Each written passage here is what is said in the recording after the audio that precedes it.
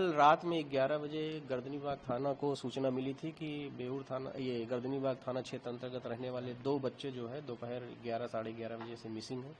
इस संबंध में एसएचओ गर्दनीबाग द्वारा तुरंत ही प्राथमिकी अंकित की गई और अपनी पूरी टीम के साथ और बच्चों के जो परिजन थे उनके साथ मिलकर जितना भी आसपास का क्षेत्र था वहां खोजबीन शुरू की गई और जो सीसीटीवी फुटेज उपलब्ध हो पाए रात में उनका अवलोकन किया गया। उन्हीं सीसीटीवी फुटेज के अवलोकन के क्रम में 1 बजे के आसपास, दिन में 1 बजे के आसपास ये बच्चे एक तीसरे बच्चे के साथ जाते हुए दिखे।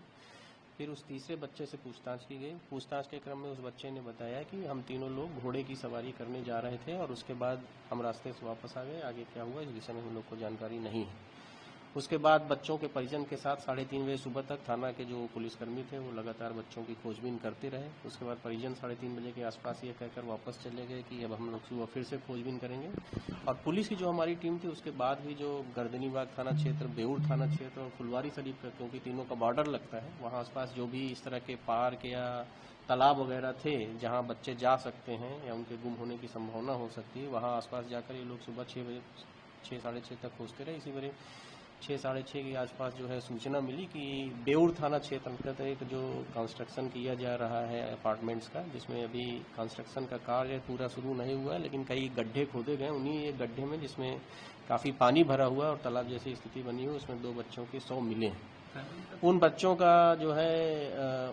का फिर जो है पुलिस के लोग पहुंचे, सीनियर ऑफिसर्स भी वहां पहुंचे और बच्चों के शव को जो है लाया गया। उसके बाद जो परिवार के लोग थे और जो आसपास के लोग थे उनके द्वारा सड़क जाम कर दी गई।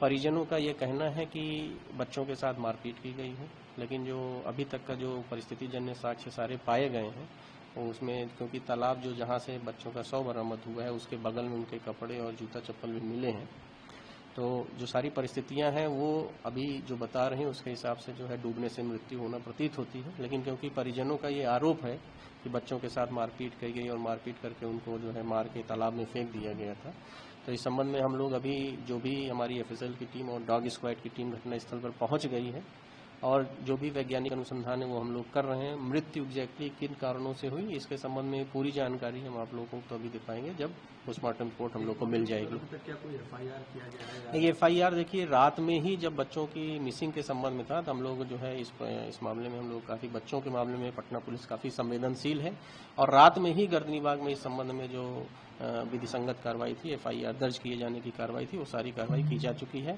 अब बच्चों के परिजन जो इस संबंध में कोई नया वो देंगे तो जो एफआईआर रजिस्टर है उसी एफआईआर के साथ हम लोग सम्मिलित करके उस संबंध में अनुसंधान करेंगे। कोई अरेस्टिंग हुई है सर? नहीं, अभी तक कोई अरेस्टिंग नहीं हुई है। जो निर्माणाधीन अपार्टमेंट था वहाँ एक गार्ड था, उस गार्ड से हम लोग पूछताछ कर रहे हैं और वहाँ कई सीसीटीवी फुटेज लगे हुए हैं, तो वो जो उसके टेक्निकल कर्मचारी हैं उनको भी बुलाया गया है और उनके मदद से हम लोग वो सीसीटीवी फुटेज भी देखेंगे। सर बच्चे, कुछ लोगों का बच्चे तो नहीं, ऐसा कोई पाया नहीं गया है वहाँ, क्योंकि काफी भीड़ है तो भीड़ में बहुत लोग अलग अलग तरह की बातें कर रहे हैं। उसमें से कुछ लोगों का कहना है कि कुछ लाल निशान है, नीला निशान है, इस तरह की बहुत बातें हो रही हैं, लेकिन जो फैक्ट है वो ऐसा कुछ नहीं है। जब बच्चे पाए गए तो किसी भी तरह से उनका हाथ पैर बंधा हुआ नहीं पाया गया था।